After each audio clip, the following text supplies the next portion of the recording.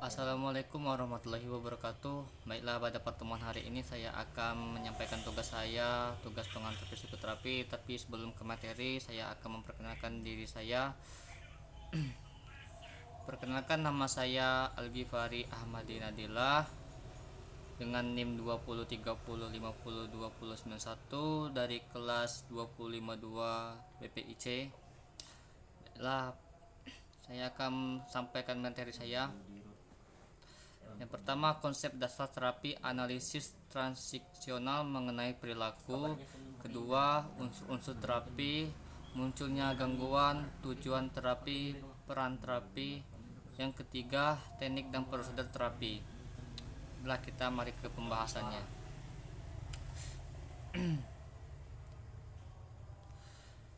Konsep dasar pandangan Bendre tentang perilaku. Bendre dalam pandangan meyakini bahwa manusia mempunyai kapasitas untuk memilih dan dalam menghadapi persoalan hidup gaya.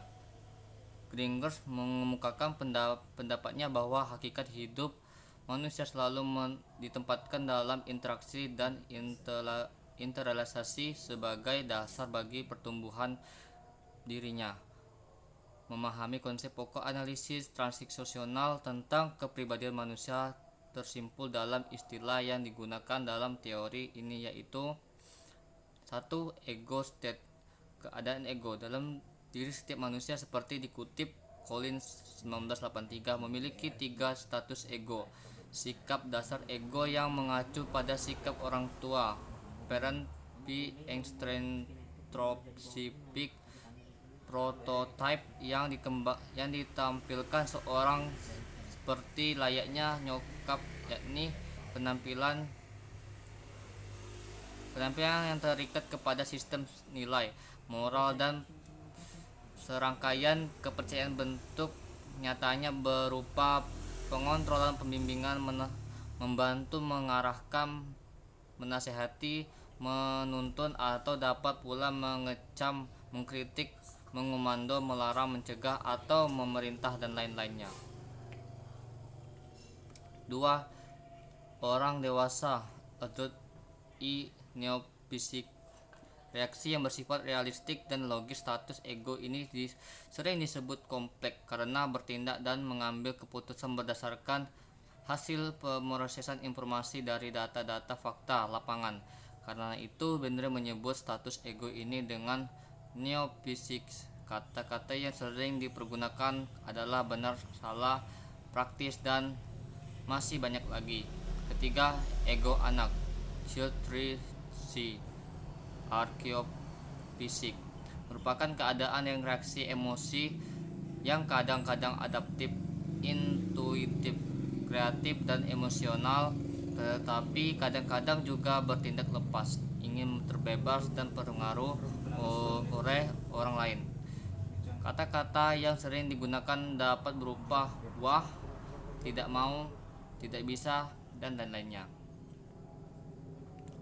Munculnya gangguan. Munculnya percaya bahwa manusia memiliki kesanggupan untuk memilih. Bendre merasa bahwa hanya sedikit orang yang sampai pada kesadaran akan perlunya menjadi otonom. Manusia dilahirkan bebas, tetapi satu hal yang paling penting yang dipelajari adalah berbuat bagaimana diperintahkan, dan paling penting yang dipelajari adalah berbuat sebagaimana diperintahkan, dan dia menghabiskan sisa hidupnya dengan berbuat seperti itu. Jadi, penghambatan diri yang pertama dijalani oleh penghambatan pada orang tua.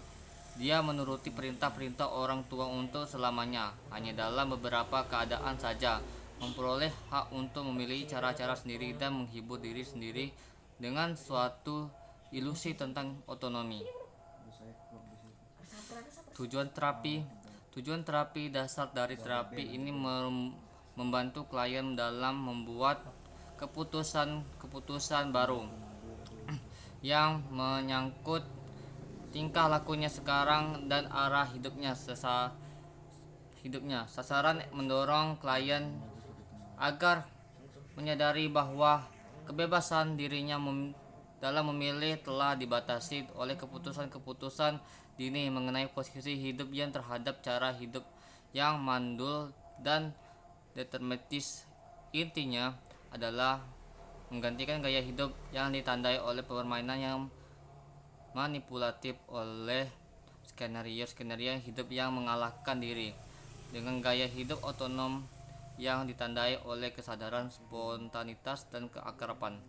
Peran terapi membantu klien dalam membuka kondisi-kondisi masa lampau yang merugikan yang menyebabkan klien membuat putusan-putusan dini tersebut, memungut rencana-rencana hidup, dan mengembangkan strategi-strategi yang telah digunakan dalam menghadapi orang lain. Sekarang barangkali ingin membantu memperoleh kesadaran yang lebih realistis dan mencari alternatif guna menjalani kehidupan yang lebih otonom, membantu agar klien memperoleh perangkat yang diperlukan bagi keperluan mendorong dan mengajari klien agar lebih mempercayai ego orang dewasanya sendiri ketimbang ego yang dewasa terapis dalam memeriksa putusan-putusan lamanya dan dalam membuat putusan-putusan baru. Teknik dan prosedur terapi. Teknik analisa struktural. Klien akan belajar mengenai ketiga perwakilan egonya. Ini dapat membantu klien untuk mengubah pola-pola yang dirasakan dapat menghambat, membantu klien untuk menemukan perwakilan ego yang dianggap sebagai landasan tingkah lakunya sehingga dapat melihat pilihan-pilihan metode-metode yang didaktik. Terapi ini menekankan pada domain kognitif. Prosedur belajar mengajar menjadi prosedur dasar dalam terapi ini. Analisis transisional, penjabaran dari yang dilakukan orang-orang terhadap sesuatu yang terjadi di antara orang-orang, melibatkan suatu transaksi di antara perwakilan ego mereka, di mana saat pesan disampaikan dihadapkan ada respon. Penampilan peran prosedur terapi ini dikombinasikan dengan teknik psikodrama dan permainan peran. Dalam terapi kelompok, situasinya dapat melibatkan para anggota lain. Seseorang anggota kelompok memainkan peran sebagai perwakilan ego yang menjadi sumber masalah bagi anggota lainnya. Kemudian dia berbicara pada anggotanya tersebut. Bentuk permainan yang lain adalah permainan menonjolkan gaya-gaya yang khas dari ego orang tua yang konstan. Analisis upacara, hiburan dan permainan. Analisis transisional meliputi pengenalan terhadap upacara atau ritual, hiburan, dan permainan yang digunakan dalam penyusunan waktunya. Penyusunan waktu adalah bahan penting bagi diskusi dan pemeriksaan karena merefleksikan keputusan tentang bagaimana menjalani transaksi dengan orang lain dan memperoleh perhatian.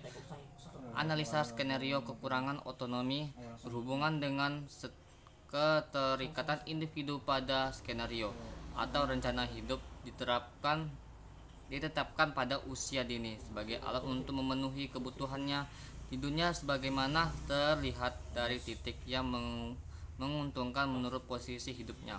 Skenario kehidupan yang didasarkan pada serangan keputusan dan adaptasi sangat mirip dengan pementasan sandiwara.